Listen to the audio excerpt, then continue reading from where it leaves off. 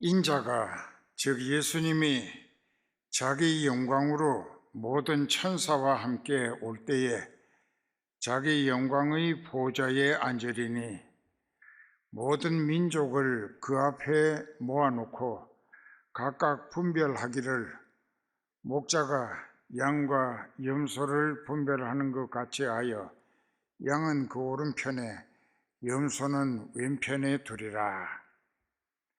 그때에 임금이 그 오른편에 있는 자들에게 이르시되 내 아버지께 복받을 자들이여 나와 창세로부터 너희를 위하여 예비된 나라를 상속하라. 상당히 소망적인 말씀이었습니다. 예수님이 자기를 왕이라고 호칭한 것은 여기서 처음입니다. 그러니까 그때의 임금이라고 하신 것이 여기 31절에 인자가 자기 영광으로 모든 천사와 함께 올 때에 자기 영광의 보좌에 앉으리니 하는 이 말씀이 설명하듯이 예수님은 그때 king of kings, kings라고 하는 말은 왕들이라는 뜻이고 왕들 중에 왕이다. 왕들의 왕이다. 그럼 예수님이 재림하실 때는 하나님 아버지께로부터 만왕의 왕이라, 모든 왕들 중에 왕이라 하는 자격으로 오신다는 것을 이렇게 아주 노골적으로 말씀하셨고, 그 다음에 이제 천사들을 데리고 오신다. 그 천사들은 수종 들며 심부름하기 위해서 데리고 오시는데 그 천사들에 의해서 땅에 살고 있었던 모든 사람들이 오른편과 왼편으로 갈라내어 모아 드린다는 것입니다. 이제 그렇게 돼서 임금이 심판을 하십니다. 그런데 천사들이 미리 옛날서부터 예수님 재림하실 때까지 세상에 살았던 모든 사람들, 그 숫자가 엄청나게 많겠죠. 지금도 약 80억 가까운 인구가 땅 위에 살고 있습니다. 그러면 자기가 죽어서 이제 구원 얻은 성도가 성령에 사로잡히고 진리 가운데로 이끌리며 하나님의 뜻을 이루어 드리기 위한 성령의 도구로 쓰임 받기를 힘쓰다가 죽으면 그 성령이 그 사람을 하늘나라로 데려가 주십니다. 그 다음에 교회는 다니는데 성령을 못 받은 사람은 육신이 원하는 세상 조건의 현실적 욕구가 사는 목적이 돼 있고, 에덴 동산에서 하와를 꼬드기고 이어서 아담을 범죄하게 만든 마귀가 이 육신이 먹음직, 보암직, 탐스럽게 보이게 한 선악과를 따먹은 것이 하나님의 말씀, 계명을 어긴 것이고, 계명을 거역한 것은 하나님을 배척한 것이 됐습니다. 그래서 악령에 사로잡혀서 아담은 하와와 함께 지금도 음부에서 고통 중에 지옥 갈 날의 대심판을 기다리고 있습니다. 그런데 하나님은 사랑이신지라 자기가 불어넣어 주신 자기의 부분이 되는 분자 영이 아담의 후손이고, 그들은 악령의 사탄에게 이끌리며 사탄의 지배하에서 사탄이 시키는 대로 분별 없이 이성을 잃고 순종하고 복종합니다. 하나님을 대적하기도 하고 교회를 회방하고 믿는 사람들을 괜히 핍박하고 모함하고 욕합니다. 그거 다 그 사람의 본성이 아니라 마귀가 그 사람을 사로잡아서 앞잡이로 사용하고 있다는 증거인 것입니다. 그러면 여기서 우리가 예수님이 하신 말씀 중에 예수님이 만왕의 왕의 자격으로, 왕들 중의 왕으로 재림하실 때 그리스도의 왕국이 이루어지게 되는데, 어떤 사람들이 그리스도 왕국의 거룩한 백성, 성민이 될 수 있겠는가? 반드시 성령 받은 사람이라야 하고, 성령 받은 것으로 다 된 게 아니고 로마서 8장 14절의 말씀처럼 무릇 하나님의 성령으로 인도하심을 받는 그들이 곧 하나님의 자녀라. 성령 받아 모시고 있으면서 성령을 무시하고 성령을 모독하고 성령을 소멸하게 되면, 성령이 그 사람을 다시 떠나면 다시는 그 사람은 성령 받을 수 없어요. 그 히브리서 4장이 있고 히브리서 10장이 있습니다. 그러니까 그런 것을 우리가 깨달을 때 성령 받는 것이 하나님의 자녀되는 가장 기본적인 단계가 된다고 하면은, 왜 성령이 내게 오셨는가? 나의 주님으로 오셨다 이거야. 나는 그분의 소유물이라.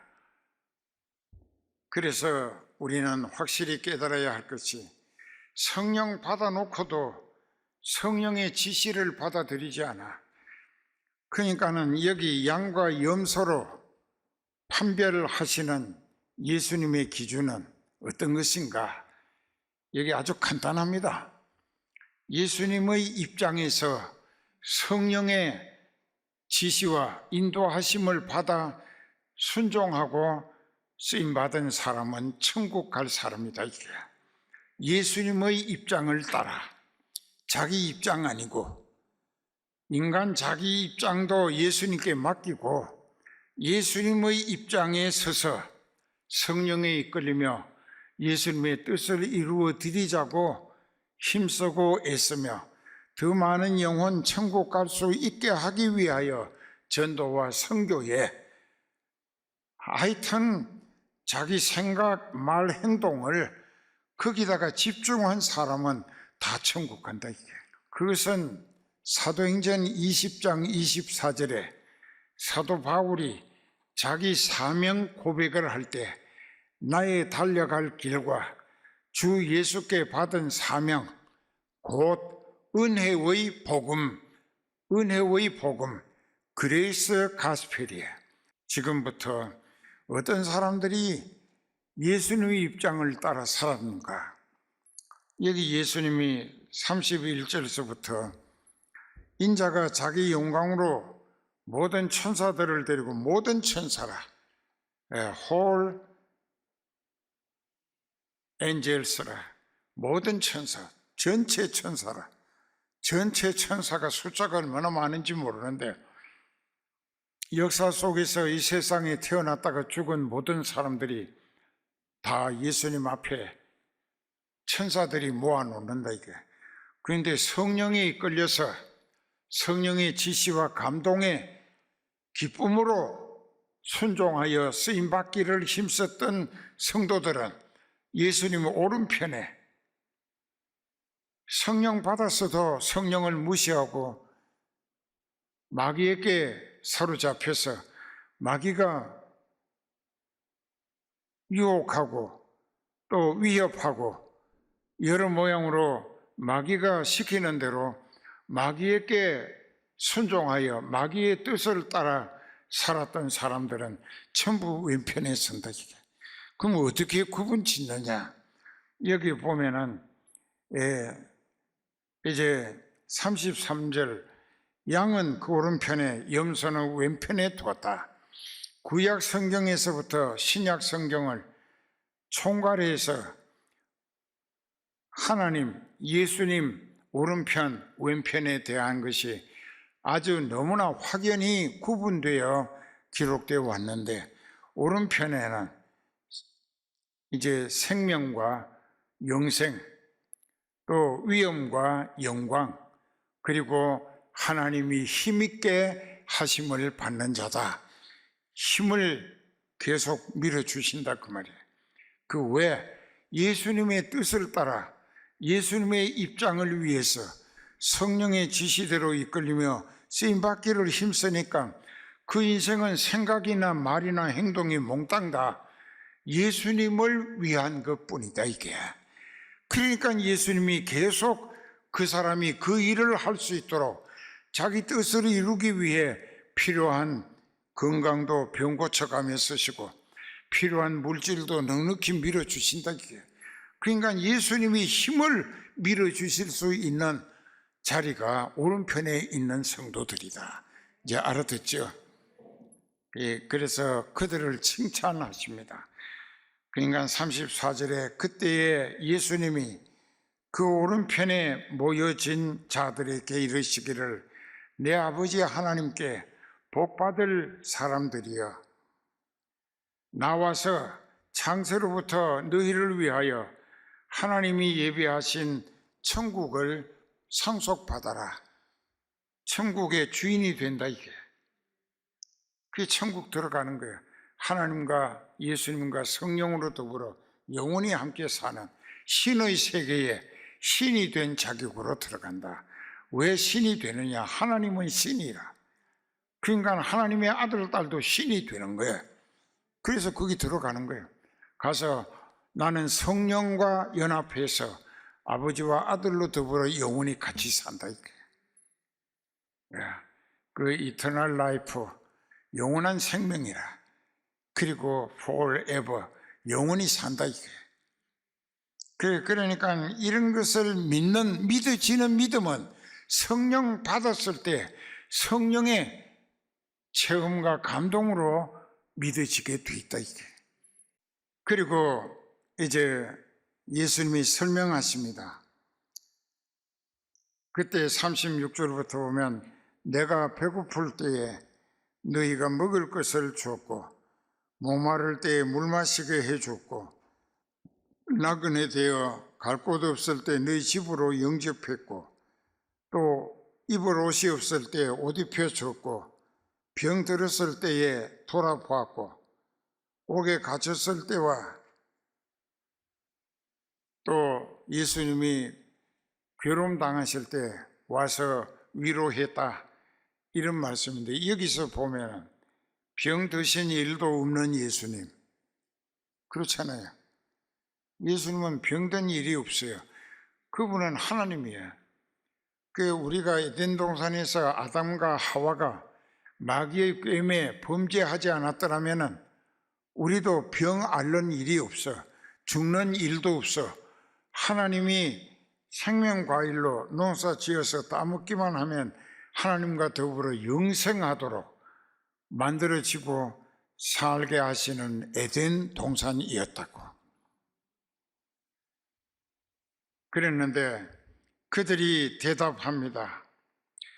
의인들이 대답하여 가로되 주여 우리가 어느 때에 주님 줄이신 것 또 어느 때에 목마르신 것을 공개했습니까?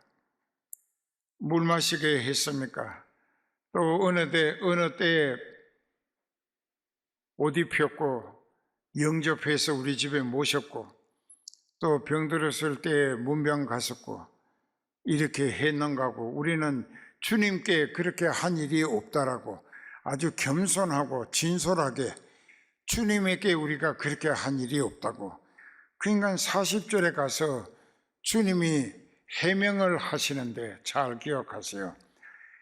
임금이 예수님 자기가 대답하여 가라사대 내가 진실로 너희에게 일러주는데 너희가 여기 내 형제 즉 오른편에 있는 구원 얻은 성령에 이끌려온 천국 가기를 소원하고 믿음 지켜 살았던 모든 성도들을 두고 여기 있는 내 형제 중에 누구든지 배고플 때에 네가 내 이름으로 그 사람에게 내게 받은 사랑과 은혜를 전해줬고 또 그 사람이 목말라서 했을 때 내 이름으로 물을 마시게 해 주었고, 또 헐벗었을 때에 내 이름으로 네 것을 그 사람에게 입혀 줬고, 예수님의 이름 의지해서 전했다 이거. 내가 해줬다고 공치사하고 또 그 대가를 기대하거나 행세하는 것으로 한 것은 예수님 앞에 아무 공적이 안 돼. 순전히 내가 이렇게 하는 것은 예수님이 하라고 하셔서 예수님의 이름으로만 하는 것이다. 그리고 이 모든 것으로 네가 위로와 도움을 받았으면 예수님께 감사하고 그 예수님께 신세 진 것에 대해서 섬김으로 보답하기를 힘써라 했을 때의 그 수고의 공적은 몽땅 예수님 앞에 공적으로 남는다. 그래서 오른손이 하는 것을 왼손이 모르게 하라. 그래야 네 수고가 주님의 대리 역할을 대신한 것으로 예수님 앞에 기록이 남는다 이게. 그게 조금 해놓고 무슨 라면 사 먹여놓고 이 다음에 갈비탕 사서 남에게 갚아라. 이건 사기꾼이야. 그들이 말하고 예수님이 대답하는 거기는 신앙적인 영적 가치와 인격이 바탕을 이루고 있다 이게. 자기네들이 해놓고도 성도들을 그렇게 섬겼다 이게. 그 회개하고 믿음으로 살기를 원하는데 아직까지 경제적인 회복을 못 받아서 그 사람이 자네들과 함께 굶고 있다 이게. 그러면 갖다 주는 거야. 나는 굶어도 양떼는 먹여야 하니까 갖다 줬다고. 옥수동에서 계속 그랬다고. 그랬는데 그것이 주님의 이름으로 했다 이게. 그런데 그들은 성령에 사로잡힌 사람은 성령의 인격과 성품을 예수님같이 닮아가게 돼 있어요. 예수님을 닮아가게 돼 있다. 그러니까 자기가 했지만은 자기가 했다고 안 해. 안 했다고 그런 거예요. 그건 주님이 하신 것이라고. 그렇게 해야 한다 이게.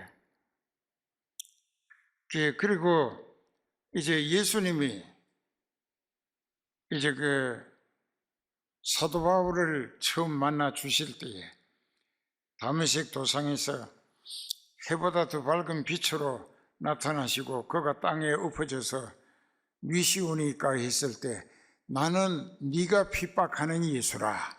그 사도 바울이 예수님을 직접 핍박한 일이 없어요. 그 예수님 돌아가시고 성령 받아서 천국 소망 갖고는 성도들을 핍박하고 죽이고 스데반도 돌로 쳐 죽이고 했고 옥에 가두고 매질을 했다고. 그 인간은 스데반이 괴롭힌 모든 성도들은 성령 받은 사람들을 그리했을 때 예수님께 한 것으로 예수님은 성도들과 예수님 자신을 한 몸으로 하나로 동등시했다 이게. 알아들어요? 예수님은 내가 성령에 이끌리고 쓰임받고 예수님의 입장을 따라 예수님의 뜻을 이루어 드리기 위하여 풍골 쇄신한다. 그 몸이 뼈가 가루가 되고 풍골 몸이 쇄신은 이 몸이 부서지도록 이렇게 섬긴다 이게. 그 사람은 왜 그렇게 하느냐? 안 믿는 사람이 볼 때는 바보처럼 사는 것 같으나 하나님이 보실 때는 가장 현명하고 지혜롭고 주님과 자기에게 영원토록 유익하기 위하여 사는 모습이 되는 것이다 이게. 그래서 고린도전서 2장 14절에 육신에 속한 사람은 하나님의 성령의 역사를 받아들이지 아니하나니 이는 저희에게 미련하게 보이며 또 깨닫지도 못하나니 이런 일은 영적으로라야 분별함이니라.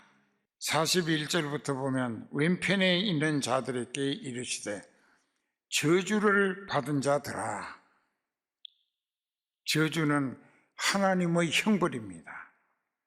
하나님께 벌을 받은 자들아, 나를 떠나 마귀와 그 앞잡이들을 위하여 예비된 영영한 지옥불에 들어가라. 지옥불에 들어간다.